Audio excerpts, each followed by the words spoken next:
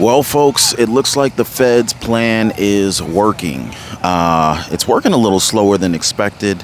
I think the Fed was hoping that their rate hikes were going to make more of a drastic impact on the market, both the stock market, the housing market, and of course, consumerism. Because at the end of the day, the Fed was looking to lower inflation. We've seen record high inflation, and they've been battling this thing for a while. But something really big happened this past weekend. Now, besides the fact that it was Memorial Day weekend, we know that. But something really big happened this weekend. In fact, believe it or not, Congress had actually made some changes. They had actually made some progress, I should say. And it looks like the Federal Reserve, it looks like the United States government is not going to default on its debt. And this is a very good thing. This is a very good sign. This is very good news for debt holders, for holders of U.S. Treasuries. This is a very good sign for the stock market. If you're investing in the stock market, if you're invested in the stock market, whether you have a 401k, you got a standard IRA, maybe a brokerage account at M1 Finance, Webull, Charles Schwab, Vanguard, you name it. This is a good sign, at least in my opinion, going into the future.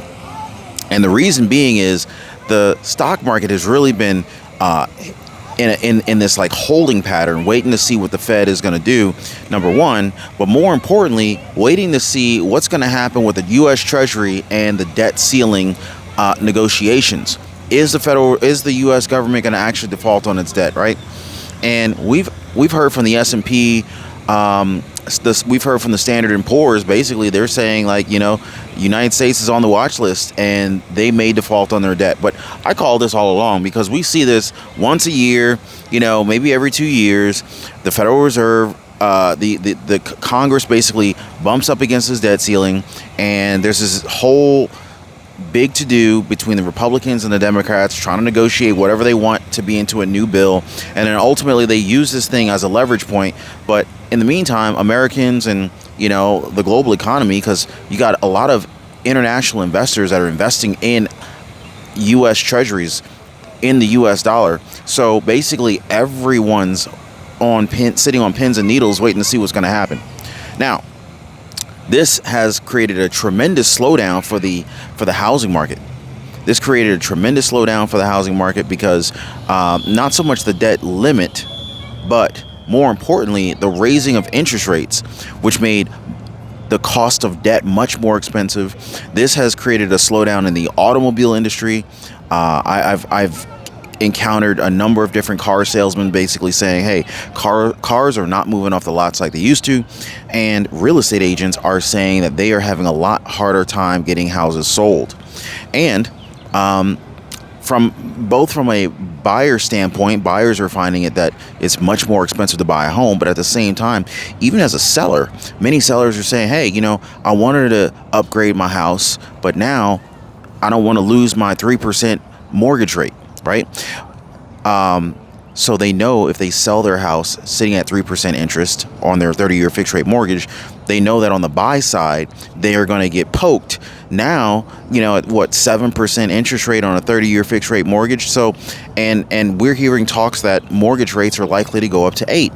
Now, let's talk about this new 1% mortgage program that's starting to gain a little bit of traction here. I don't know if you guys heard about it, but there's this 1% mortgage program that they're trying to push here, and I think that there are some tremendous risks that are almost reminding me of like 2007, 2008 timeframe during the previous Great Recession and the previous housing market crash. And if we're not careful, we're going to bump up into that again. By the way, before I get into this, because I do want to talk to you guys a lot about this 1% mortgage program. But if you guys are new to the channel, please go ahead and subscribe to the channel. And also drop a like for the video. I really appreciate that. We talk everything about the housing market, the stock market, generating passive income, increasing your income, small businesses, creating and starting home-based businesses and side hustles on this channel, and of course the U.S. economy, because it all comes under the same umbrella. But anyway, so again, I don't know if you guys have heard much about this, but basically there's this new 1% mortgage program that's been pretty much rolling out, and it's fairly new, but it's really a manipulation. It's all about the marketing in some of these things, because so anyway, essentially this 1% down mortgage program is being offered by Rocket Mortgage as well as United Wholesale Mortgage. Now, I'm pretty sure going into the future, more and more banks and mortgage companies are going to do what Rocket Mortgage and what United Wholesale Mortgage are doing, and they're going to be offering these 1% mortgage programs. Now, basically, essentially, these mortgages are based on Fannie Mae's Home Ready Mortgage and Freddie Mac's Home Possibility Loans, or Freddie Mac's Home Possible Loans. So essentially, you have like different income qualifications to be able to even mess around with these kind of loans, right? So for example, you need to have below 80% of the neighborhood's median annual income. So they're really targeting low income Americans who want to get a piece of that home ownership by making it easier to get into a home at, say, 1%. And so they're making it so that unless you earn less than 80% of the neighborhood's median income, you wouldn't be able to qualify for it, right? So, they're trying to make sure that people who have higher income, higher household incomes are not taking advantage of this program. Now, the thing is, you got to look at the down payment structure. Now, basically, the borrower is going to put 1% down, and the lender is going to cover the other, the remaining 2%, right? Because we've had 3% down programs. And so what they're doing is they're saying, hey, home buyer, if you want to be able to get this 4-bedroom, 3-bath house, you're going to need 3% down. Oh, well, I don't have enough for the 3% down, but I think I can cover the mortgage payment if you can help me out with the down payment. Okay, fine. So they qualify the buyer. Of course, the income's got to be 80% of the neighborhood's median annual income, right? But what the lender is going to do is they're going to say, hey, I understand you don't have 3% down. Can you do 1%? Okay, cool. I can do 1%. So then the bank or Rocket Mortgage or United Wholesale Mortgage, they'll step in and they'll say, okay, if you can do 1% down, we'll cover the 2% just to get this deal closed. And so that's how they're coming up with this 1% mortgage deal. And the thing is, and this is not me passing judgment, these are less than ideally qualified home buyers in this situation, right? And so in other words, if you don't even have 3% down and your income is like 80% of the median income, then you are clearly not a prime candidate for getting a loan. You're not a prime borrower. And there's nothing wrong with it being in a situation. Well, I'm not saying that there's anything wrong with being in a situation. Now, obviously, it's not an ideal situation. You want to be in a better financial situation. But the problem is we've seen this before in 2005, 2006, 2007, 2008, where the housing market was approaching bubble status and lesser and lesser qualified buyers were entering the buyer pool. And this created a lot of problems because as the mortgage rates started going up, many of these buyers that were getting into these mortgages back in 2008, as the mortgage rate shifted, their mortgage payments went up and they couldn't keep up. And everybody started losing their houses. All of these homes went into foreclosure, and it just created a huge mess. And it drove down the property values for basically everyone in the vicinity. There was probably like no city or state excluded from the 2008 housing market recession and the housing market crash. Now, we're not in that situation right now, but this looks like we're setting the stage for this to happen again. And is this what the Federal Reserve wanted? Does the Fed want to crash the housing market like this? I don't know. But you got to look at, if you look at history, we're setting ourselves up to be like, how we've already experienced this in the past. Now, the benefit of this program would be there's no private mortgage insurance. There's no PMI, and there's and so that creates a significant amount of money that's being saved, because usually if you don't have 20% equity in the property, you're going to be paying PMI, and PMI is a percentage of the value of the home. So in most cases, PMI is going to be somewhere between $100 and $400 per month. So if this program will allow home buyers to be able to avoid that PMI, that will be a good thing. But again, we're talking about less than qualified buyers here, or less than optimally qualified buyers. Now, so let's just say, for example, you got a $250,000 house. Let's just say you got a $250,000 house with 3% down as your down payment, right? Then basically, Rocket Mortgage, they're going to cover $5,000 of that down payment. But the actual borrower, the applicant who's trying to buy the house, they're only going to have to come up with $2,500. So essentially, 3% is what is required really to get this mortgage. But on a $250,000 house, 3% is $7,500. So in order to get that $7,500, $2,500 comes from the buyer. Rocket Mortgage or United Mortgage Company, they're going to come up with the $5,000 and put it toward the down payment for the buyer. Boom, now we're at $7,500. So that's essentially how this works. And so again, this is saving money for the borrower. Lots of additional costs are being saved through PMI elimination. And the other thing is that they're not even making this available only to first-time home buyers. This program is going to be available to existing homeowners, repeat home buyers, and first-time homeowners. So it's like, okay, they're really trying to prop this real estate market up. And the thing is if this housing market's supposed to crash and you're propping it up like this is only going to make a housing market crash much more painful if or when we ever see a housing market collapse. So just some things to think about and be aware of, because I know a lot of you guys, you're homeowners, you're either looking to buy a house, you're looking to sell a house. Some of you guys are real estate investors, and these are some things we need to be keeping in mind. Because wow. So, but if this thing actually picks up in popularity, well, this could actually drive home prices north of here, because that would increase the buyer pool. Basically, we've seen the buyer pool decline mainly because the interest rates, the Federal Reserve raised interest rates, and mortgage rates have gone up to a point where it was becoming far less affordable to be able to get into a home. Not to mention the down payment required. So this could actually re-stimulate the housing market and drive up demand again. So it'll be real interesting to see how this plays out. But you got to also keep in consideration, this program is limited to a certain buyer pool. Then you also have to take into consideration the limits based on location, because this is actually not going to be available everywhere. And there's different income limits based on where you happen to live. So let's just say you live in San Francisco, the income limitations are going to be a little bit different than if you lived in New York City.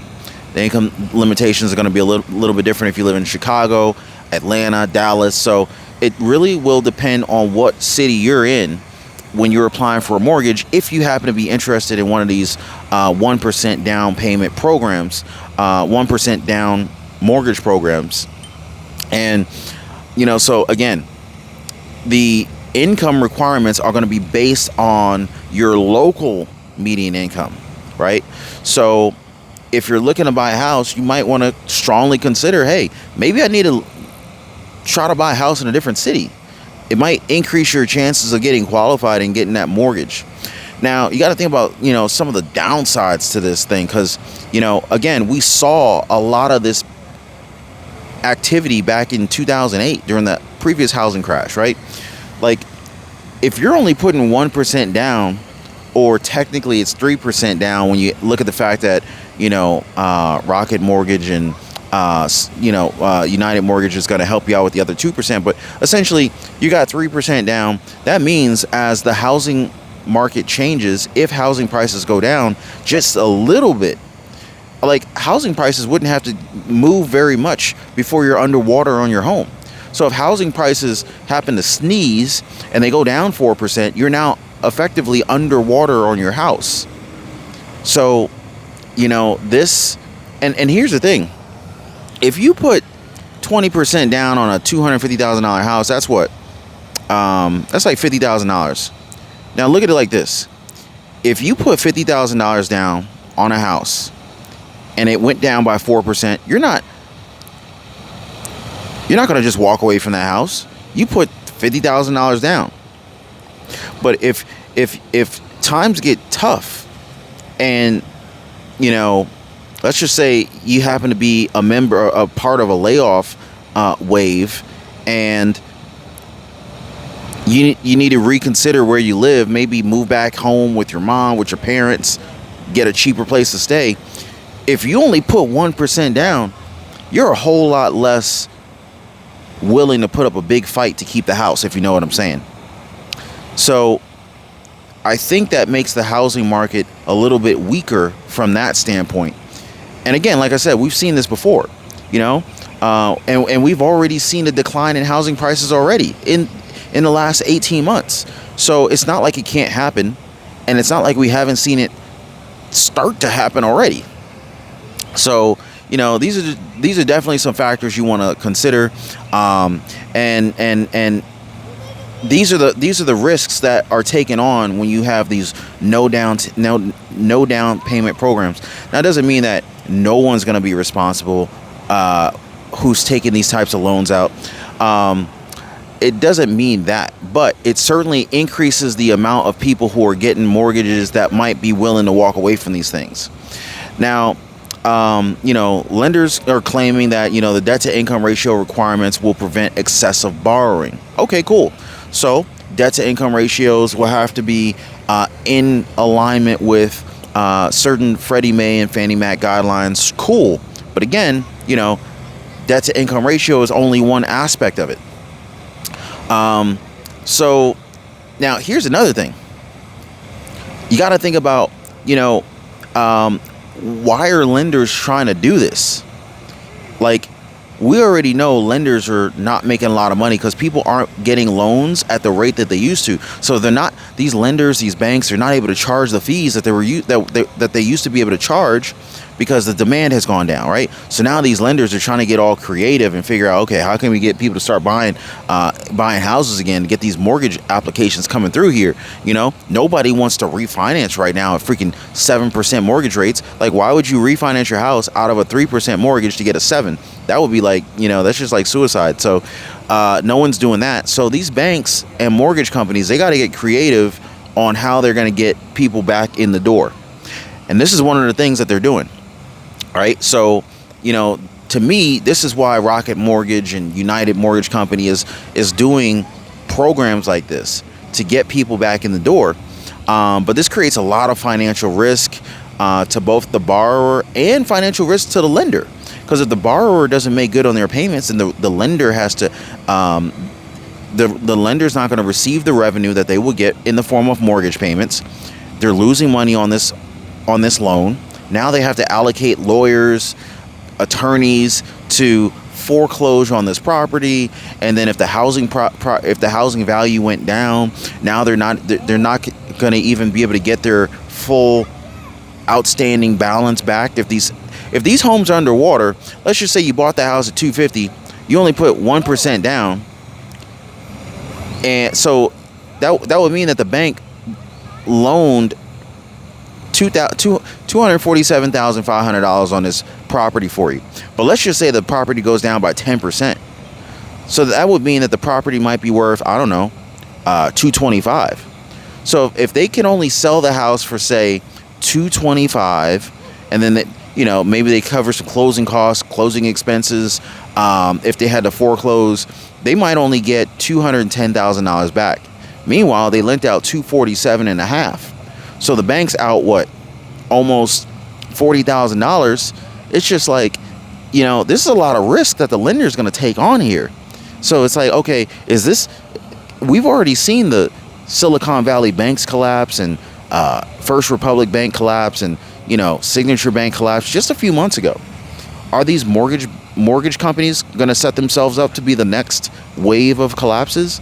I mean, don't even get me started on these commercial real estate loans and commercial mortgage-backed securities and that whole bubble that is, I won't say it's a bubble, but the commercial-backed mortgages, it's another mess at a minimum. So, and then here's the other thing.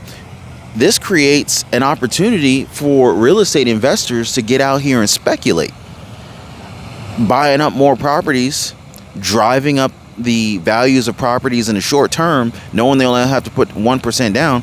But what if the market corrects? What if the market corrects and then you have like one guy, with like 5 to 10 different properties? Yeah. And maybe the program doesn't let you buy that many properties, but it's clearly not limited to first-time home buyers. So who knows? I have to look more into those details. But I'm just saying, like, let's just say one real estate investor goes out, purchases 5 to maybe even 10 different properties using this 1% down program, and then the market turns, and then all 10 of his properties get foreclosed on, and all 10 of these properties were linked to one of these companies that offered a loan. Maybe it's Rocket Mortgage or who knows, right? So imagine if you're Rocket Mortgage and that happened to you, and each one of these properties you done lost $40,000 on, and he had 10 properties. You done lost $400,000 on one person between these 10 properties. And then you got to look at how many other investors did they do this with? Hundreds, thousands? I don't know. So, and maybe I'm blowing this out of proportion, but I'm just looking at what could come down the pipeline from these types of programs. But we need to be aware. We need to be aware. This definitely, makes me concerned about the types of borrowers who might qualify for these types of mortgage programs. And, this is kind of like that kicking the can down the road. Let's do whatever we can to keep people buying, right? And this is kind of the opposite of what the Fed wanted. The Fed didn't want people to keep spending. Meanwhile, you got Rocket Mortgage over here trying to, fight the Fed with this 1% down program. So we're going to see how this works out. Anyway, if you guys made it this far in the video, definitely drop a like for the video. Also subscribe to the channel. It's a beautiful day out here. I hope you guys are enjoying your day, and I'll catch you guys on the next one.